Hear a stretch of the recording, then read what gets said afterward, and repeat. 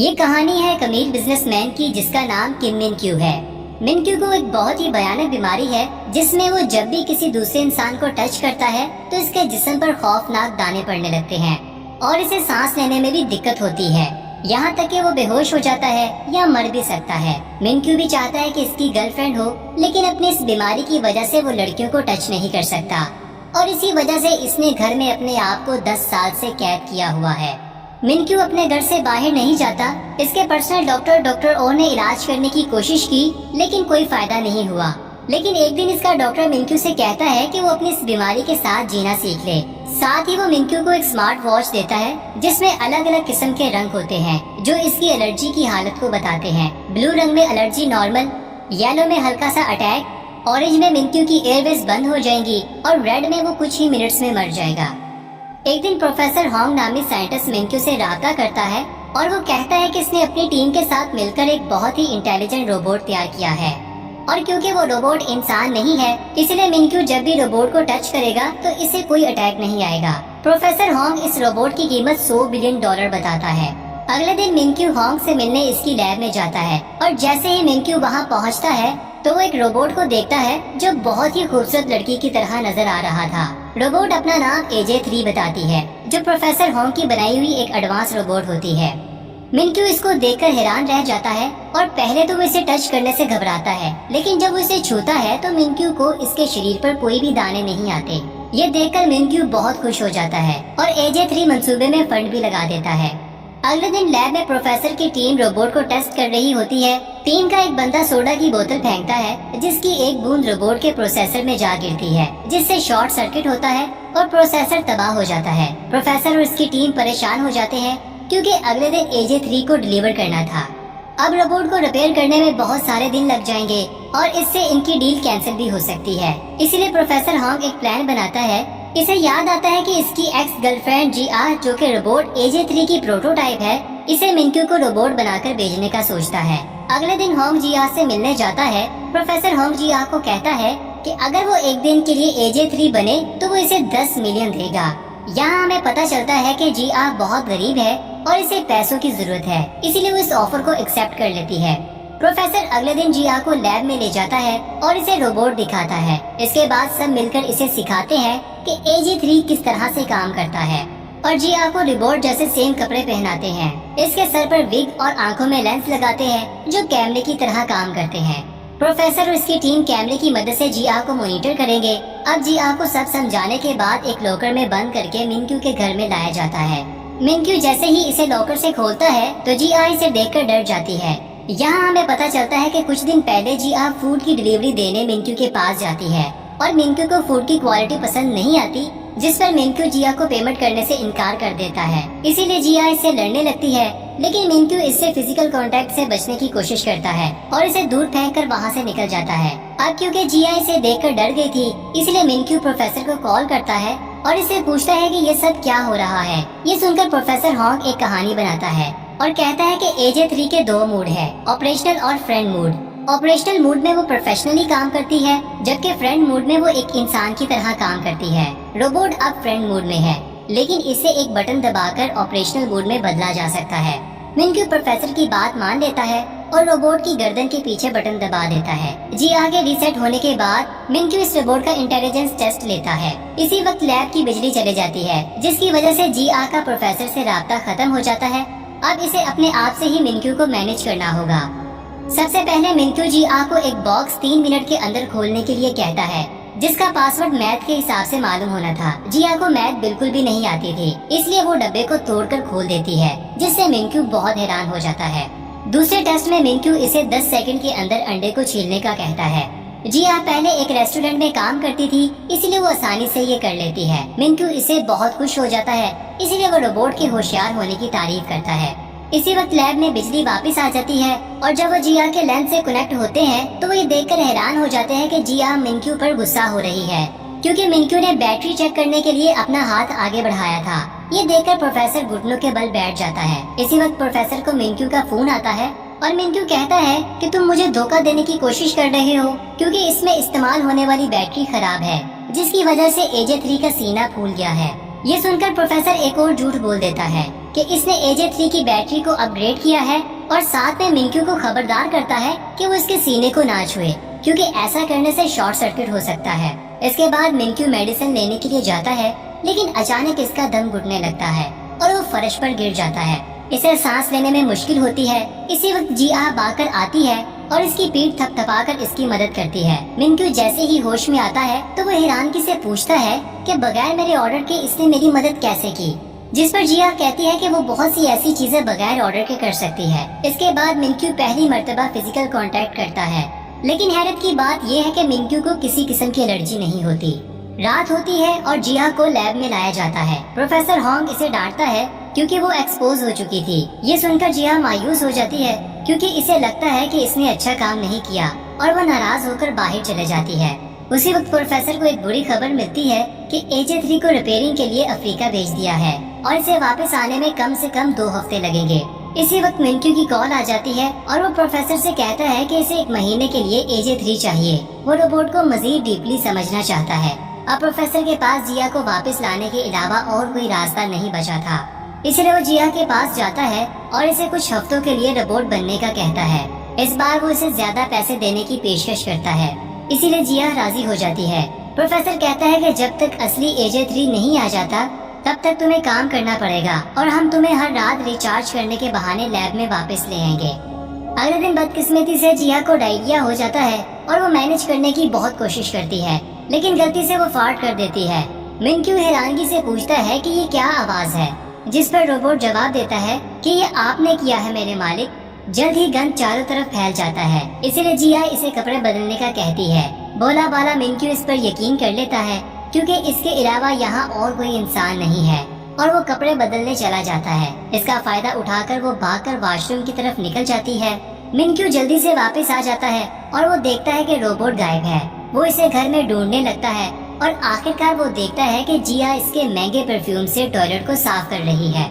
मिंक्यू ये देखकर हैरान हो जाता है और कहता है कि रोबोट तो पानी को हाथ नहीं लगाते, तो तुम ये सब कैसे कर रही हो। इस वक्त जिया झूठ बोल देती है कि वो एक एडवांस रोबोट है जो इन सभी कामों में माहिर है। जब मिंक्यू जाने वाला होता है तो वो नोटिस करता है कि जिया के चेहरे पर पसीना आ रहा है। वो इसके करीब जाने की कोशिश करता है, लेकिन इसका पैर साबुन पर आने की वजह से वो गिर जाता है। जिया इसकी तरफ भागती है, लेकिन मिंक्यू को बचाने की बजाय वो परफ्यूम पकड़ती है और इसके ऊपर गिरा देती है। लोहे की प्लेट की वजह से इसकी पसलियों पर चोट लग जाती है। अगले दिन जिया सफाई कर रही होती है तो वो गलती से कार्ड्स गिरा देती है, जिसे मिंक्यू ने 10 साल से संभाल कर रखा हुआ था। ये देखकर मिंक्यू गुस्सा होता है और इससे पहले कि वो मजीद इसे कुछ कहता, वो कहती कि इसकी बैटरी 5% तक पहुंच गई है और वो अपने आप को स्टैंड बाई मोड पर होने का बहाना करती है। इसके बाद मिंक्यू प्रोफेसर होंग से मिलता है और इसे कहता है कि रोबोट की गलतियों की वजह से वो बहुत परेशान हो गया है, लेकिन प्रोफेसर इसे कहता है कि इसे और डीप रिसर्च के लिए वक्त दिया जाए और मिंक्यू इस पर राजी हो जाता है।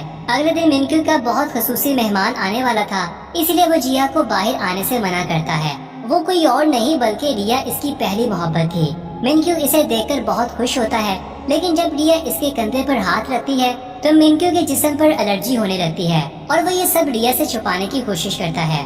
इसके बाद वो एक इम्पोर्टेंट मीटिंग का बहाना बनाकर घर की तरफ भागता है ताकि वो किसी तरह इस कमरे में पहुंच जाए जहां इंजेक्शन रखा हुआ था। मिंक्यू बहुत कमजोर हो चुका था और वो सिरिंज पकड़ने में नाकाम रहता है। तभी जिया देखती है कि मिंक्यू जमीन पर लेटा हुआ है और इसे सांस लेने में मुश्किल हो रही है।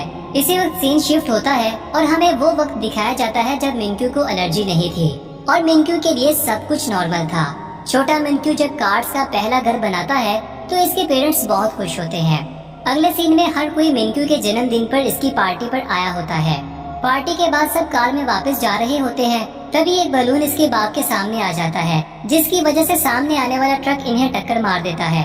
अगले सीन में मिंक्यू हॉस्पिटल में उठता है। छोटा मिंक्यू अपने पेरेंट्स के लिए रो रहा होता है जो दोनों हादसे में मर गए थे।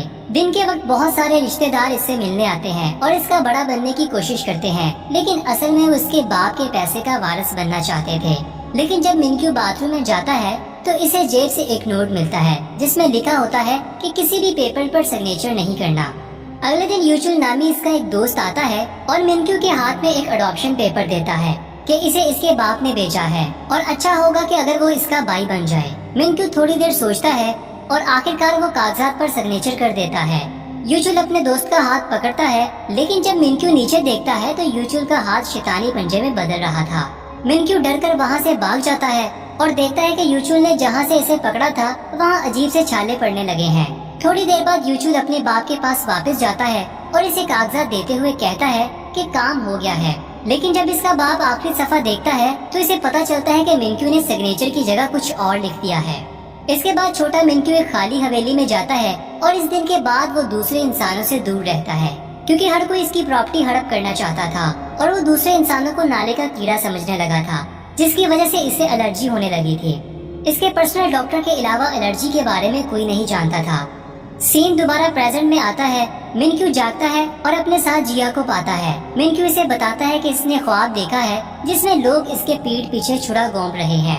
इसके बाद वो जानकर हैरान हो जाता है कि वो बिल्कुल नॉर्मल हालत में है। इसलिए वो जिया का शुक्रिया अदा करता है क्योंकि इसने इसे इंजेक्शन दिया था। जिया और मिनक्यू एक दूसरे के साथ ज्यादा वक्त गुजारने लगे थे और इनका रिश्ता मजीद गहरा होता जाता है और वो एक दूसरे के करीब होते जाते हैं। एक दिन मिनक्यू इसे कहता है कि वो इसके साथ रिया की डेट पर जाए। वो दोनों एक दूसरे के साथ बहुत देर तक बैठते हैं। जैसे ही रिया वहाँ से जाने लगती है तो वो मिनक्यू को हाथ मिलाने का कहती है और फिर मिनक्यू डरते हुए इसका हाथ पकड़ लेता है, जिसकी वजह से इसे एलर्जी शुरू हो जाती है और सांस लेने में तकलीफ होने लगती है। और जब वो अपना इंजेक्शन पकड़ता है तो इस सोच में पड़ जाता है कि इसे ये सिरिंज लगाना चाहिए या नहीं, क्योंकि वो इस बेकार जिंदगी से थक चुका था। इसकी स्मार्ट वॉच तेजी से बीट करने लगती है। जिया इसके पास आती है और वो होश में आ जाता है। जब जिया मिनक्यू को देखती है तो मॉनिटर नॉर्मल हो जाता है। मिनक्यू इंजेक्शन के बगैर ठीक हो जाता है। थोड़ी देर बाद वो दूसरे अपार्टमेंट में वापस जाने का फैसला करते हैं, लेकिन जब वो जा रहे होते हैं तो एक बंदा गलती से मिनक्यू से टकरा जाता है और वो चेक करने के लिए कि मिनक्यू ठीक है इसे पकड़ लेता है। लेकिन हैरानगी की बात ये है कि इसे एलर्जी नहीं होती। ये देखकर मिनक्यू ज्यादा हजूम में जाने का फैसला करता है ताकि वो खुद को चेक कर सके, क्योंकि ऐसा इसने 10 सालों में नहीं किया था। जैसे ही वो बाहर निकलते हैं एक बच्चा मिनक्यू के हाथ से टकराता है, लेकिन दोबारा कुछ नहीं होता। फिर दोनों एक बहुत बड़े हजूम में जाते हैं जहाँ मिनक्यू के साथ वाला शख्स इसका हाथ पकड़ता है और मिनक्यू मॉनिटर पर देखता है कि सब ठीक है। ये देखकर मिनक्यू की आंखों में पानी आ जाता है। इसके बाद वो डॉक्टर ओ को फोन करता है और रोते हुए कहता है कि इसकी एलर्जी खत्म हो गई है। तभी एक शख्स इससे टकरा जाता है, जिसकी वजह से मॉनिटर बीप करने लगता है। दूसरी तरफ जिया मिनक्यू को ढूंढना शुरू करती है। जब वो मिनक्यू को देखती है तो इसकी एलर्जी खत्म होने लगती है और जब एक जोड़ा इन दोनों के दरमियान में आता है तो एलर्जी फिर से वापस आ जाती है। मिनक्यू अपने डॉक्टर को बताता है कि कोई यहाँ पर है जिसे मैं देखता हूँ तो एलर्जी खत्म हो जाती है, और जब इसे नहीं देख पाता तो एलर्जी फिर से वापस आ जाती है।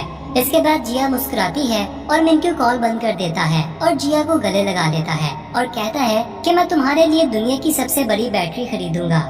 इसके बाद वो डॉक्टर ओ से फोन पर बात करता है और इसे कहता है कि अब वो बिल्कुल ठीक है। डॉक्टर भी हैरान है कि पहली बार मिनक्यू को एक इंसान के टच करने के बाद इंजेक्शन की जरूरत नहीं पड़ी। इसके बाद मिनक्यू जहाँ भी जाता है वो जिया को अपने साथ ले जाता है और इसे अपना सबसे अच्छा दोस्त समझता है। इसी दौरान एजे रोबोट रिपेयर हो जाता है, लेकिन इसे प्रोफेशनली काम करने के लिए कुछ वक्त लगेगा। प्रोफेसर कहता है कि एजे 3 कुछ दिन के बाद बिल्कुल ठीक हो जाएगा। जिया, जिसे मिनक्यू के साथ रहने की आदत पड़ गई थी, वो ये खबर सुनकर उदास हो जाती है। एक दिन मिनक्यू जिया को एक रेस्टोरेंट में ले जाता है, लेकिन इसे एक अलग मेज पर अकेले बिठा देता है। फिर वो रिया और इसके बाप को मिलता है। वो तीनों बातें कर रहे होते हैं तो वो दूर बैठी जिया परेशान नजर आती है। कुछ देर के बाद जब मिनक्यू इसे लेने आता है तो वो इसे नजरअंदाज करती है और चले जाती है। अब मिनक्यू तभी सेफ है जब वो जिया के पास हो, लेकिन एक दिन वो अकेला एक गैस स्टेशन पर जाता है और अटेंडेंट पीछे डिक्की में क्रेडिट कार्ड उठाता है। जब वो क्रेडिट कार्ड वापस करता है तो मिनक्यू की उंगली पर टच करता है, लेकिन इस पर ध्यान नहीं देता और वहाँ से चला जाता है।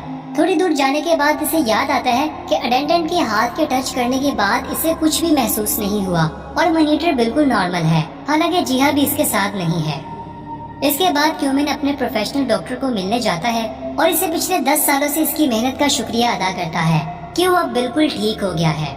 इसके बाद डॉक्टर क्यूमिन से कहता है कि वो एजे 3 को वापस भेज सकता है क्योंकि अब वो मुकम्मल ठीक हो गया है।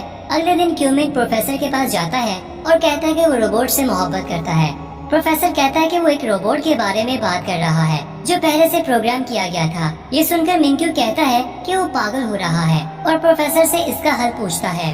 अगले दिन प्रोफेसर मिनक्यू के पास आता है और इसे कहता है कि एक रास्ता है, अगर वो एजे 3 को रीसेट कर दे, इसी तरह वो सब कुछ भूल जाएगी और तुम अपनी जिंदगी में आगे बढ़ सकोगे। मिनक्यू उदास हो जाता है, लेकिन वो जानता है कि अब यही रास्ता बचा है। इसके बाद जीहा भी ये खबर सुनती है और वो भी परेशान हो जाती है। जीहा आखिरी बार एजे 3 के कपड़े पहनती है। अगले सीन में हम देखते हैं कि जीहा मिनक्यू के सामने खड़ी है और बर्फबारी हो रही है और मिनक्यू इसे आखिरी बार सैर के लिए ले जाता है और वापस हवेली में ले आता है। आखिरकार वो एक दूसरे का सामना करते हैं। मिनक्यू इसका शुक्रिया अदा करता है। ये सुनकर जीहा की आंखों में आंसू आ जाते हैं। इसके बाद मिनक्यू जीहा के पास जाता है और इसे अपनी माँ का हार निकालकर जीहा के गले में डाल देता है। इसके बाद वो इसे गले लगाता है और मिनक्यू रीसेट का बटन दबा देता है।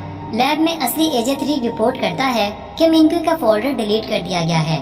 रात को मिनक्यू और जीहा सोते वक्त रोते हैं। जीहा इतनी रोती है कि अगली सुबह वो बीमार पड़ जाती है। इसे हॉस्पिटल ले जाया जाता है और हम देखते हैं कि इसने अभी भी मिनक्यू की माँ का हार पहन रखा है। इसके बाद वो दोनों अपनी जिंदगी में आगे बढ़ जाते हैं, जहाँ जीहा अपनी दादी के शहर चली जाती है, जबकि मिनक्यू रिहा के साथ शादी की तैयारी करता है। एक दिन मिनक्यू ट्रेन पर चढ़ता है, जहाँ वो एजे 3 जैसा चेहरा देखता है और वो सोचता है कि ये वही सेम रोबोट है।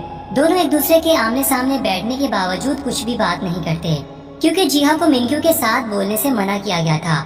लेकिन मिनक्यू को शक होता है कि ये वही रोबोट है, इसीलिए वो प्रोफेसर को फोन करता है और कहता है कि इसने एजे 3 जैसा चेहरा देखा है। जिस पर प्रोफेसर कहता है कि इसने रोबोट को किसी ऐसे शख्स पर बनाया था जो इसका जानने वाला था। मिनक्यू कहता है कि क्या वो इससे बात कर सकता है, जिस पर प्रोफेसर इसे मना करता है। प्रोफेसर के मना करने के बावजूद भी ये इसका पीछा करता है और इसके साथ बात करने का कहता है, जिस पर जीहा मसरूफ होने का बहाना करती है। लेकिन मिनक्यू इसका इंतजार करने के लिए बैठ जाता है। इसी दौरान जीहा जल्दी से किचन में जाती है और अपने गले से हार उतारकर प्लेट में छिपा देती है। बहुत सारा टाइम गुजर जाता है, लेकिन मिनक्यू अभी भी वहाँ पर बैठा होता है, जिसकी वजह से जीहा इससे बात करने पर मजबूर हो जाती है और वो इसे बताती है कि इसने 4 साल पहले डॉक्टर होंग से पैसे लिए थे और तुम्हारे सामने रोबोट होने का नाटक किया था। मिनक्यू इससे मजीद पूछने की कोशिश करता है, लेकिन जीहा इसे कहती है कि वो यहाँ से चला जाए, वरना वो पुलिस को कॉल करेगी। मिनक्यू चालाकी से इसकी दादी से पूछता है कि क्या इसके पास रहने के लिए कमरा है, जिस पर वो औरत हाँ कह देती है और इसे रात को यहीं पर रहने देती है। अगले कुछ दिनों तक वो दादी के साथ अच्छे ताल्लुक बना लेता है, साथ ही जीहा की तवज्जो भी हासिल कर लेता है और इसे अपने साथ गुजारे वक्त की याद दिलाता है। एक दिन मिनक्यू रेस्टोरेंट पर जाता है और इसे पता चलता है कि जीहा यहाँ से जा चुकी है, इसीलिए वो यहाँ इसे हर जगह ढूंढने लगता है। आखिरकार वो इसे ढूंढ लेता है और इसे देखकर जीहा जल्दी से नेकलेस को छुपा लेती है, लेकिन वो नेकलेस देख लेता है। ये जानकर के इसके साथ धोखा हुआ है, इसे बहुत बुरा फील होता है। लेकिन इससे पहले कि वो इसे कुछ कहता, इसकी एलर्जी दोबारा से जाहिर होने लग जाती है और मॉनिटर डेड पर पहुंच जाता है, जो पहले कभी ऐसा नहीं हुआ था। आखिरी सीन में वो जमीन पर गिर जाता है और इसके बचने के इम्कान बहुत कम होते हैं। यहाँ पर ये दिलचस्प मूवी खत्म हो जाती है। अगर आप इसका दूसरा पार्ट देखना चाहते हैं तो कमेंट में हमें जरूर बताइएगा और चैनल को सब्सक्राइब कर दीजिए। तब तक के लिए अलविदा। पिछले पार्ट में हमने देखा कि मिनक्यू जिया को ढूंढने निकलता है और उससे समंदर किनारे बैठा देखता है। जिया मिनक्यू को देखते ही तुरंत अपना नेकलेस छुपा लेती है, लेकिन मिनक्यू वो नेकलेस पहचान लेता है। मिनक्यू ये नेकलेस एजे 3 रोबोट को दिया था। ये जानकर के मिनक्यू के साथ धोखा हुआ है, वो काफी निराश दिखाई देता है। इससे पहले कि वो जिया को कुछ कहता, उससे फिर से एलर्जी होने लगती है और मॉनिटर रेड पर पहुंच जाता है। मिनक्यू जमीन पर गिर जाता है। जिया मिनक्यू को संभालने के लिए आगे बढ़ती है। इतने में अचानक डॉक्टर वांग और उसका असिस्टेंट आते हैं और मिनक्यू को फौरी तौर पर एंटीबायोटिक का इंजेक्शन लगाते हैं और फिर मिनक्यू को घर वापस ले जाया जाता है, जहां उसे ऑब्जर्वेशन में रखा जाता है। जिया मिनक्यू से मिलकर उसे सब कुछ एक्सप्लेन करना चाहती है, लेकिन डॉक्टर उसे ऐसा करने नहीं देते। अगले दिन हम देखते हैं कि मिनक्यू से मिलने उसका असिस्टेंट जेन उसके पास आता है, जहाँ पर वो मिनक्यू को सेटा मारिया और वांग रिसर्च टीम के खिलाफ कानूनी कार्रवाई करने के लिए पेपर साइन करने के लिए देता है। साथ ही जिया के खिलाफ भी कानूनी कार्रवाई करना चाहता है, क्योंकि जिया ने उन्हें धोखा दिया है। साथ ही जेन मिनक्यू को इस बात से भी वार्न करता है कि इस कंपनी में अपनी पोजीशन वो खो देगा और हो सकता है कि इसकी एलर्जी की न्यूज पब्लिक हो जाएगी। लेकिन मिनक्यू अपना इरादा नहीं बदलता और यहीं पर एक हैरानकुन बात पता चलती है कि जिया जेन की बहन है और जेन भी अपना रेजिग्नेशन लेटर मिनक्यू के हवाले कर देता है। अगले सीन में हम देखते हैं जेन सेंटा मारिया जाता है और सभी लोगों को ये जगह खाली करने को कहता है। दूसरी ओर जिया मिनक्यू के घर मिनक्यू के लिए प्रॉपर हाइजेनिक और साफ सुथरा खाना तैयार कर रही होती है। ये खाना तैयार करते समय जिया ने सेफ्टी गियर सूट भी पहना होता है। जिया रोजाना मिनक्यू के घर का विजिट करती है, लेकिन मिनक्यू रोजाना जिया की तरफ से बनाया हुआ खाना डस्टबिन में फेंक देता है और जिया को बिल्कुल भी रिस्पॉन्ड नहीं करता। लेकिन जिया ये सब देखकर हार नहीं मानती और बताती है उसका ख्याल रखने के लिए वो रोजाना यहाँ आया करेगी। मिंक्यू अपने बेड पर लेटा होता है। उसे फिर से जिया की यादें सताने लगती हैं, जिसकी वजह से वो सो नहीं पाता। मिंक्यू घर से बाहर निकलकर अपने बटलर के पास आ जाता है, जहाँ पर वो आग जला बैठा है। मिंक्यू उसके पास आकर खड़ा हो जाता है और बटलर से बातें करने लगता है। मिंक्यू बटलर से पूछता है कि क्या तुमने भी मुझसे कोई झूठ बोल रखा है, जिस पर बटलर जवाब देता है कि दुनिया में कोई भी ऐसा इंसान नहीं जो झूठ नहीं बोलता। अगले दिन हम देखते हैं कि जिया मिंक्यू के घर की तरफ बाइक पर ड्राइव करते हुए जा रही है। तभी अचानक रास्ते में एक बच्चा आ जाता है, जिससे बाइक गिर जाती है और जिया का हाथ जख्मी हो जाता है। उधर घर में मिंक्यू जिया के लेट हो जाने से बेचैन हो जाता है और सोचने लगता है कि जिया अभी तक क्यों नहीं आई। लेकिन दिन को आने के बजाय जिया शाम के वक्त घर आ जाती है और रूटीन की तरह मिंक्यू का खाना रेडी करती है और जाने लगती है। मिंक्यू उसे रोकता है और उससे सवाल करने लगता है कि तुमने ये सब मुझसे फायदा उठाने के लिए किया। जवाब देती है कि मैं तुम्हें बहुत कुछ बताना चाहती हूँ, लेकिन मिंक्यू उसकी किसी भी बात को सुनने के मूड में नहीं होता और जिया को कहता है कि तुम मुझे दुख पहुँचाकर और मुझे धोखा देकर काफी खुश नजर आ रही हो। गुस्से में आकर मिंक्यू ग्लास फेंक देता है, जिससे कांच टूट जाता है और जिया का हाथ जख्मी हो जाता है। जख्मी होने के बाद जिया मिंक्यू से माफी मांगते हुए खामोशी से घर से बाहर निकल जाती है। अगले दिन मिंक्यू देखता है कि जिया घर में उसके लिए कुछ कॉमिक बुक्स छोड़ गई है। इतने में जिया की दोस्त आ जाती है और मिंक्यू को बताती है एक दिन तुम सभी यादों के साथ अकेले रह जाओगे, और ये भी बताती है कि सेंटा मारिया की टीम उसके रेस्टोरेंट में ही ठहरी हुई है और जिया जल्द ही ऑस्ट्रेलिया चली जाएगी। मिंक्यू ये सुनकर नॉर्मल रहने का नाटक करता है, लेकिन मन ही मन में काफी उदास होता है। फिर हम देखते हैं कि मिंक्यू जिया की फ्रेंड के रेस्टोरेंट की तरफ ड्राइव करता है और तभी उसे दूर से सेंटा मारिया टीम के लोग सामने से आते हुए दिखाई देते हैं। तभी मिंक्यू जिया की दोस्त के बोले हुए लफ्जों को याद करता है कि एक दिन तुम सिर्फ अपने तोहफों और उन यादों के साथ ही अकेले रह जाओगे। मिंक्यू सेंटा मारिया के मेंबर्स को देख रहा होता है, जिनमें से एक मेंबर मिंक्यू को पहचान लेता है और उसकी तरफ भागता है, लेकिन मिंक्यू तेजी से ड्राइव करता हुआ वहाँ से निकल जाता है। घर आकर वापस मिंक्यू टीवी ऑन करता है। न्यूज पर दिखाया जाता है कि लगभग 70 सितारे आज के दिन गिरने वाले हैं। मिंक्यू इस खबर को नजरअंदाज करते हुए अपनी अम्ब्रेला वापस रखने जाता है। अम्ब्रेला रखते समय उसे दूसरी अम्ब्रेला नजर आती है, जो कि AG3 रोबोट की थी। सर्च करने पे उसे मालूम होता है कि ये अम्ब्रेला भी जिया की थी। फिर मिंक्यू को जिया के साथ बिताए हुए वो लम्हे याद आने लगते हैं, जब दोनों ने छतरी के नीचे प्यार भरा किस किया था। अगले सीन में हम देखते हैं कि AG3 रोबोट एक्टिवेट हो जाती है, क्योंकि मिंक्यू ने उससे वादा किया था कि वो पहाड़ी पर ले जाकर मेटियोर्स गिरने का खूबसूरत नजारा दिखाएगा। मिंक्यू पहाड़ी की तरफ ड्राइव करता है और जिया का इंतजार करने लगता है। तभी जिया वहाँ पर आ जाती है। मिंक्यू जिया को शुरू से सब कुछ साफ साफ बताने को कहता है। जिया बताती है कि जिसको वो रोबोट समझता रहा वो और कोई नहीं बल्कि मैं थी। वो मिंक्यू को बताती है कि वो रोबोट के साथ नहीं बल्कि इंसान के साथ कई महीने गुजारता रहा। ये सब कुछ सुनने के बाद मिंक्यू AG3 रोबोट के साथ गुजारे हुए सारे लम्हे याद करने लगता है और खुद को बेवकूफ समझने लगता है कि कैसे मैं इंसान और रोबोट में फर्क नहीं कर सका। मिंक्यू जिया से फिर से पूछता है कि तुमने और क्या क्या झूठ बोला है, जिस पर जिया बताती है कि उसने कोई भी झूठ नहीं बोला। हाँ, लेकिन कुछ खाना और शराब जरूर चोरी की थी। मिंक्यू पूछता है कि पहली दफा मिलने पर तुमने मुझे कैसा इंसान पाया, जिस पर जिया बताती है कि मुझे लगा तुम बहुत बुरे इंसान हो, क्योंकि तुमने मेरे आधे पैसे मुझे वापस नहीं दिए थे। और ये भी बताती है कि उसने मिंक्यू को एक पागल इंसान समझा, जो अपने रोबोट के वैक्यूम क्लीनर की बर्थडे मनाता है और अजीब अजीब सी हरकतें करता है। लेकिन कुछ समय बाद मुझे तुम पर रहम आने लगा और मैं तुम्हारी खुशी में खुश रहने लगी थी। जिया ये भी बताती है कि वो उसे खुश रखने के लिए हर मुमकिन कोशिश करना चाहती थी। तभी मिंक्यू जिया को अपने पास आकर बैठने को कहता है और अपने दिल में जो कुछ भी है सब कुछ खुलकर बोलने को कहता है। तभी जिया मिंक्यू को बताती है कि वो उसके घर आते समय बहुत ही बेताब रहती थी और उससे मिलने के लिए जिया का दिल बहुत बेचैन होता था। जिया मिंक्यू को याद दिलाती है कि उसने उसे ये भी बोला था कि तुम मेरा बहुत कीमती खजाना हो और मैं चाहता हूँ कि तुम मेरे साथ हमेशा रहो।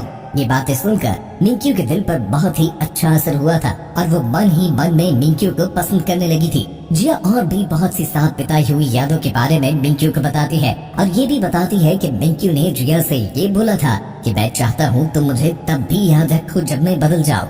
इन बातों से अंदाजा लगाया जा सकता था कि मिंक्यू जिया को कितना चाहता है। फिर जिया बताती है कि जब तुमने अपने हाथों से मेरे बालों को सहलाया था, शुरुआत में उसका ऐसा करना उससे पसंद नहीं आया था, लेकिन बाद में वो मोमेंट उसके लिए बहुत स्पेशल बन चुका था।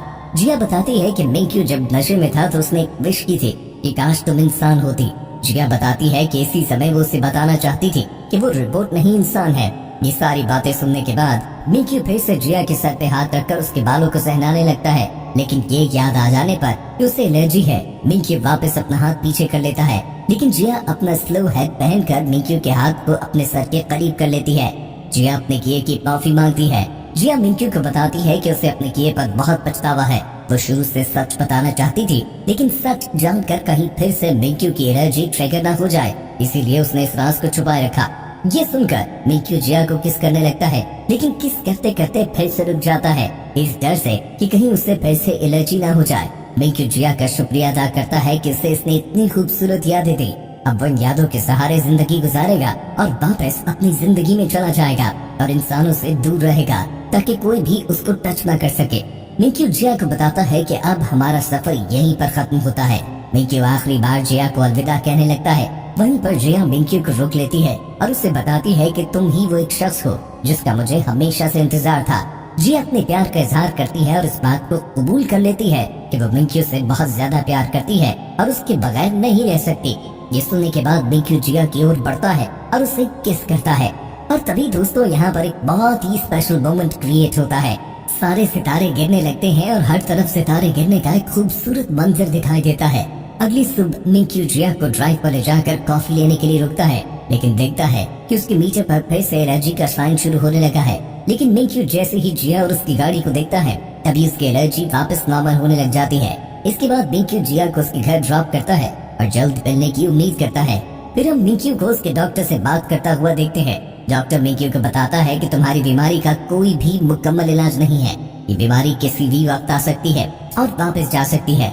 अगले सीन में हम देखते हैं कि एक अमीर आदमी मॉर्टन AG3 रोबोट को सेंटा मारिया टीम से ले जाने के लिए आता है। सेंटा मारिया की टीम AG3 रोबोट के जाने पर बहुत उदास दिखाई देती है।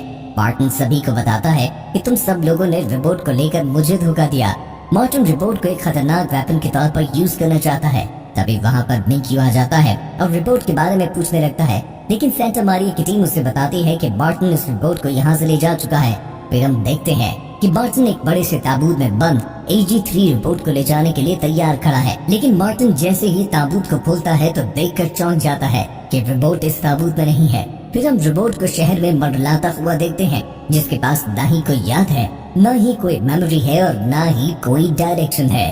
तो दोस्तों आशा करते हैं कि आपको सीजन का ये पार्ट काफी पसंद आया होगा। नेक्स्ट पार्ट देखना चाहते हैं तो कमेंट में जरूर बताइएगा। तब तक के लिए अलविदा। पिछले पार्ट में हमने देखा कि AG3 रोबोट शहर में मंडला रहा है, जिसके पास ना तो कोई याद है और ना ही कोई मेमोरी और ना ही कोई डायरेक्शन है कि वो अपने घर जा सके। अब यहाँ से सीन शिफ्ट होता है और हम मिंक्यू को अपने घर वापस जाता हुआ देखते हैं। घर में प्रवेश करते ही एक छोटा सा क्यूट रोबोट इसे हाय बोलता है। तभी मिंक्यू देखता है कि जिया और सेंटा मारिया की टीम किचन में इसके लिए खाना तैयार कर रहे हैं। फिर हम सभी लोगों को डाइनिंग टेबल पर बैठा हुआ देखते हैं, जहाँ जिया और सेंटा मारिया की टीम मिंक्यू को बताती है कि हम बहुत जल्द ऑस्ट्रेलिया के लिए निकलने वाले हैं। ये सुनने के बाद मिंक्यू बहाने बनाने लगता है और सेंटा मारिया की टीम और जिया से कहता है कि मौसम बहुत खराब है, वो लोग यहीं रुक जाएं। ये सुनकर सभी लोगों के चेहरे पर स्माइल आ जाती है। फिर हम AG3 रोबोट को देखते हैं कि ये रोबोट मार्टिन की वीडियो को चलाकर देखती है, जिसमें मार्टिन AG3 रोबोट से कहता है कि इस रोबोट को हम वेपन के तौर पर इस्तेमाल करेंगे। फिर AG3 रोबोट सेंटा मारिया की टीम की वीडियो को चलाती है, जिससे वो इसे कहते हैं कि ये इंसानों की दोस्त बनेगी। अब रोबोट्स दोनों वीडियोस में कंफ्यूज हो जाती है और कुछ समय के बाद मार्टिन की वीडियो को डिलीट करने का इरादा करती है। अगले सीन में हम मिंक्यू और जिया को देखते हैं। मिंक्यू जिया के हाथ पर बहुत प्यारा सा किस करता है। जिया मिंक्यू से पूछती है कि वो काफी उदास लग रहा है, जिस पर मिंक्यू बताता है कि मैं AG3 रोबोट के खो जाने पर उदास हूँ। ये सुनने पर जिया मिंक्यू को हक करती है और यकीन दिलाती है कि हम AG3 रोबोट को ढूंढने के लिए हर मुमकिन कोशिश करेंगे। इसके बाद अगले सीन में हम मिंक्यू को मैडम एक्स से रेस्टोरेंट में मिलता हुआ देखते हैं। मैडम एक्स वो महिला है जो हमेशा से मिंक्यू की मदद करती आई है। मैडम एक्स मिंक्यू को मार्टिन की असलियत के बारे में बताती है कि वो बहुत बड़ा क्रिमिनल है, जिसने कई लोगों का कत्ल किया है और बहुत से लोगों को धोखा दिया है। वो बहुत बड़ा अपराधी है। मार्टिन हर दफा बच जाता है क्योंकि आज तक कोई भी इसके खिलाफ सबूत इकट्ठे नहीं कर पाया। मैडम एक्स मिंक्यू को मार्टिन के ड्राइवर मिस्टर जॉक से सबूत लेने को कहती है और अगर मिंक्यू मिस्टर जॉक से सबूत लेने में सफल हो गया तो हम मार्टिन के खिलाफ केस कर पाएंगे, जिससे मार्टिन को सजा हो जाएगी। मैडम एक्स मिंक्यू से मदद मांगती है। मिंक्यू मैडम एक्स की हेल्प करने में एग्री हो जाता है। अगले सीन में हम देखते हैं कि जिनबे और मिंक्यू मिस्टर जॉन को सबूत देने के लिए कन्विंस करने लगते हैं। मिंक्यू मिस्टर जॉन को बताता है कि अगर वो सबूत हमारे हवाले कर देंगे तो इससे बहुत से लोगों का भला हो जाएगा और बहुत सारे लोगों को इंसाफ मिलेगा। साथ ही मिंक्यू मिस्टर जोंग को ये भी बताता है कि आपको किसी से डरने की जरूरत नहीं है, क्योंकि इंटरपोल वाले आपकी हिफाजत का जिम्मा लेंगे। ये सारी बातें सुनने के बाद आखिरकार मिस्टर जोंग सबूत देने को राजी हो जाता है और जिनबे वो सबूत लेकर पुलिस के हवाले कर देता है। अगले सीन में हम देखते हैं कि जिया मिंक्यू को ड्राइव करते हुए एक ऐसी जगह पर ले जाती है जहाँ पर AJ3 रोबोट को खरीदने की बहुत बड़ी डील होने वाली है। डील होने से पहले मिंक्यू वहाँ पहुँच जाता है और डील को कैंसिल कर देता है। लेकिन जैसे ही मिंक्यू को ये पता चलता है कि AJ3 रोबोट खो चुकी है, मिंक्यू सेंटा मारिया की टीम को कॉल करके AJ3 रोबोट के गुम होने की जानकारी दे देता है। अगले सीन में हम मार्टिन और इसके आदमी को बहुत ही निराश देखते हैं, क्योंकि रोबोट की डील कैंसिल हो चुकी है और मार्टिन अपने आदमी को AJ3 रोबोट ढूंढने में लगा देता है और साथ ही इन्हें ये भी ऑर्डर देता है कि रोबोट मिलते ही इसकी सारी रिकॉर्डिंग को डिलीट कर दिया जाए, ताकि इसके खिलाफ कोई भी सबूत इकट्ठे ना हो सके। फिर हम AJ3 रोबोट को सिटी में घूमता हुआ देखते हैं। AJ3 रोबोट वापस घर जाने का रास्ता ढूंढ रही होती है, तभी रोबोट एक बेंच पर बैठ जाती है जिसके साथ एक भिखारी बैठा होता है। AJ3 रोबोट इस गरीब आदमी से बात करने की कोशिश करती है, जिस पर वो आदमी काफी बुरा रिस्पॉन्स देता है, लेकिन कुछ समय में दोनों में दोस्ती भी हो जाती है। AJ3 रोबोट इस भिखारी को बताती है कि इसे अपने घर जाना है। भिखारी बड़ा दिल दिखाते हुए इसे अपना कार्ड दे देता है ताकि वो अपने घर तक जा सके। अगले सीन में हम सेंटा मारिया की टीम को शहर के CCTV फुटेज की जांच पड़ताल करते हुए देखते हैं, ताकि AJ3 रोबोट का पता लगाया जा सके। दूसरी ओर हम जिया और मिंक्यू को शहर की सड़कों पर AJ3 रोबोट को ढूंढता हुआ देखते हैं। फिर हम देखते हैं कि मार्टिन के लोग AJ3 रोबोट की लोकेशन का पता लगा लेते हैं, जो कि इस समय एक कंप्यूटर शॉप में होती है। रोबोट कंप्यूटर शॉप में कंप्यूटर के द्वारा मिंक्यू के घर का एड्रेस निकाल लेती है और फौरन बस में बैठ जाती है। कुछ समय के बाद मार्टिन के लोग भी इस शॉप पर पहुंच जाते हैं और जिस कंप्यूटर को रोबोट ने यूज किया वहां से मिंक्यू का एड्रेस नोट कर लेते हैं और मार्टिन के असिस्टेंट को कॉल मिलाकर AJ3 रोबोट की लोकेशन का बता देते हैं कि वो इस टाइम कहां पर सफर करने वाली है। अगले सीन में हम AJ3 रोबोट को सड़क पर पैदल चलता हुआ देखते हैं, जो मिंक्यू के घर के करीब पहुंचने वाली है। तभी अचानक वैन में दो अजनबी लोग आते हैं, जो रोबोट को बताते हैं कि हम तुम्हारे रिश्तेदार हैं। दरअसल वो मार्टिन के लोग होते हैं। तभी मार्टिन का असिस्टेंट भी वहाँ पर आ जाता है। मार्टिन के लोग इस रोबोट को वहाँ से ले जाने वाले ही होते हैं कि पुलिस वहाँ पर आ जाती है और मार्टिन के लोगों को गिरफ्तार करने लगती है। कुछ समय के बाद हॉन्ग और उसकी टीम भी वहाँ पर आ जाते हैं और finally team members AJ3 robot को लैब में वापस ले जाते हैं। AJ3 रोबोट को लैब में देखकर सभी लोग बहुत खुश दिखाई देते हैं। अगले सीन में हम मिंक्यू और जिया को घर में देखते हैं, जहाँ वो काउच पर बैठे हैं। दोनों बहुत ही रिलैक्स दिखाई देते हैं। तभी जिया मिंक्यू से कहती है कि वो अपने घर जाने वाली है, जिस पर मिंक्यू बहाना बनाकर जिया को बोलता है कि मेरे लिए कुछ बना दो। और जैसे ही जिया किचन में मिंक्यू के लिए खाना बनाने के लिए जाती है, तभी मिंक्यू जिया को बहुत प्यारा सा किस देता है। इसके बाद हम सेंटा मारिया की टीम जिया और मिंक्यू को रात का डिनर करते हुए देखते हैं और साथ ही वो लोग स्क्रीन पर AJ3 रोबोट की वो वीडियोस देख रहे होते हैं जब इसने इंसानों के साथ इंटरेक्शन किया। सभी लोग AJ3 रोबोट की परफॉर्मेंस पर बहुत ही ग्रो होने लगते हैं। इसके बाद हॉन्ग सबको बताता है कि हम रोबोट का चेहरा बदलने वाले हैं और इस रात AJ3 रोबोट को सभी लोग आखिरी अलविदा बोलते हैं। अगले सीन में हम मिंक्यू और मैडम एक्स को मिलता हुआ देखते हैं, जहां पर मिंक्यू पेन ड्राइव में मार्टिन के खिलाफ इकट्ठे हुए सभी सबूत मैडम एक्स के हवाले कर देता है, जिसमें रोबोट की रिकॉर्डिंग भी मौजूद है। इसके बाद हम मिंक्यू को मैडम की बहुत बड़ी मीटिंग में जाता हुआ देखते हैं, जहां वो बहुत बड़ा फैसला करने वाला है। मिंक्यू प्रेस कॉन्फ्रेंस में आ जाता है और सभी लोगों को अपना राज बता देता है कि इसे ह्यूमन से एलर्जी है, लेकिन वक्त के साथ साथ वो अपनी एलर्जी पर काबू पाता जा रहा है और ये सब मुमकिन हुआ है इस टीम सेंटा मारिया, जिया और जिनबे की बदौलत, और इन्हीं की वजह से वो आज इस मुकाम पर खड़ा है। मिंक्यू मीडिया को बताता है कि वो AI रोबोट बनाने के लिए बहुत सारा पैसा खर्च करने वाला है। मिंक्यू के ऐसा बोलते ही इसकी कंपनी की स्टॉक मार्केट आसमान से बातें करने लगती है। सही फैसला लेते ही मिंक्यू काफी खुश और मुतमईन दिखाई देता है। फिर हम मिंक्यू को इसके ऑफिस में बैठा देखते हैं। मिंक्यू जिया को कॉल मिलाता है और दोनों रात के डिनर पर डेट पर जाने का फैसला करते हैं। अभी वो वहाँ से निकलने वाला होता है कि जिनबे ऑफिस में आ जाता है। जिनबे अपने इस्तीफे पर अभी भी कायम है और इस्तीफे के प्रोसेस को आगे बढ़ाने को कहता है। इसके बाद हम जिया और मिंक्यू को गलियों में खाना खाता हुआ देखते हैं। दोनों बहुत ही खुश दिखाई देते हैं। इसी समय मिंक्यू जिया को जिनबे के बारे में बताता है कि वो अभी भी इस्तीफा देना चाहता है, लेकिन मिंक्यू नहीं चाहता और वो चाहता है कि जिनबे इसके साथ ही रहे। मिंक्यू जिया से हेल्प मांगता है, लेकिन जिया के पास इसकी इस बात का कोई भी सोल्यूशन नहीं होता। अगले दिन हम सेंटा मारिया की टीम और मिंक्यू को इसके बारे में डिस्कस करता हुआ देखते हैं कि जिनबे को कैसे इस्तीफा देने से रोका जाए। टीम मिंक्यू को बताती है कि शायद जिनबे इसीलिए जॉब नहीं करना चाहता क्योंकि उसकी बहन अब तुम्हारी गर्लफ्रेंड है। सभी लोग मिलकर कोई भी सोल्यूशन नहीं निकाल पाते। अगले सीन में हम जिया को जिनबे और इसकी पत्नी के साथ रात का डिनर करते हुए देखते हैं। मौके का फायदा उठाकर जिया जिनबे से पूछती है कि आप अपना इस्तीफा क्यों नहीं वापस लेते। जैसे ही जिनबे की पत्नी को इस्तीफे की बात पता चलती है, वो गुस्सा हो जाती है और जिनबे पर दबाव डालती है कि वो जितना जल्दी हो सके अपना इस्तीफा वापस ले ले और इस्तीफा लेने के बारे में सोचे भी नहीं। दबाव में आकर जिनबे अपनी पत्नी की बात मान लेता है। अगले दिन हम जिनबे को मिंक्यू के पास देखते हैं, जहां वो अपना इस्तीफा वापस लेने के लिए आया है। लेकिन मिंक्यू ये बात जानता है कि जिनबे ये इस्तीफा दबाव की वजह से दे रहा है, इसलिए मिंक्यू जिनबे से इस्तीफा नहीं लेता। इसको बताता है कि मैं तुम्हारे इस्तीफे पर काम शुरू कर रहा हूँ और मैं जानता हूँ कि तुम पर इस्तीफा वापस लेने का दबाव डाला गया है, लेकिन मेरी कंपनी के दरवाजे तुम्हारे लिए हमेशा के लिए खुले हैं। तुम जब भी वापस आना चाहो आ सकते हो। मिंक्यू की ये बात सुनकर जिनबे काफी इमोशनल हो जाता है और इस बार वो दिल से अपना इस्तीफा वापस ले लेता है। इसके बाद सीरीज में काफी ज्यादा समय गुजार दिया जाता है, जिसमें हम हॉन्ग को देखते हैं, जो कि प्रेजेंटेशन में एक नई एआई रोबोट को लॉन्च करने वाला है। दूसरी ओर हम जिनबे को देखते हैं, जो मिंक्यू की अरबों डॉलर की कंपनी का मैनेजर बन चुका है। काम से फ्री होने के बाद जिनबे अपनी पत्नी के साथ मिंक्यू के घर के लिए निकलता है। सेंटा मारिया टीम के बाकी मेंबर्स भी मिंक्यू के घर के लिए निकलते हुए दिखाई देते हैं। दूसरी ओर हम जिया को देखते हैं, जो अपनी कंपनी के बनाए हुए सुंदर लैंप इंटरनेशनल कंपनी को दिखा रही है। लैंप्स देखकर वो बहुत ज्यादा इम्प्रेस हो जाते हैं और डील डन हो जाती है। डील करने के बाद जिया मिंक्यू के घर की ओर निकलती है। अगले सीन में हम जिया को मिंक्यू के घर के गेट के बाहर खड़ा देखते हैं। तभी वहाँ पर बस में से एक फौजी उतरता है। जिया इस फौजी को देखकर काफी ज्यादा खुश दिखाई देती है। तो दोस्तों, वो फौजी कोई और नहीं बल्कि मिंक्यू होता है, जो काफी समय बाद जिया से मिलकर काफी खुश नजर आता है। दोनों अपने घर में एंटर हो जाते हैं, लेकिन बीच रास्ते में जिया का पाँव फिसलता है और मिंक्यू इसे फौरन संभाल लेता है और संभालते ही हम दोनों के बीच में बहुत ही रोमांटिक किस देखते हैं। इस खूबसूरत लम्हे के बाद दोनों घर की ओर जाते हुए दिखाई देते हैं, जहाँ सभी लोग इनका इंतजार कर रहे हैं। और इसी के साथ ये प्यार भरी रोमांटिक सीरीज अपने अंत को पहुँचती है।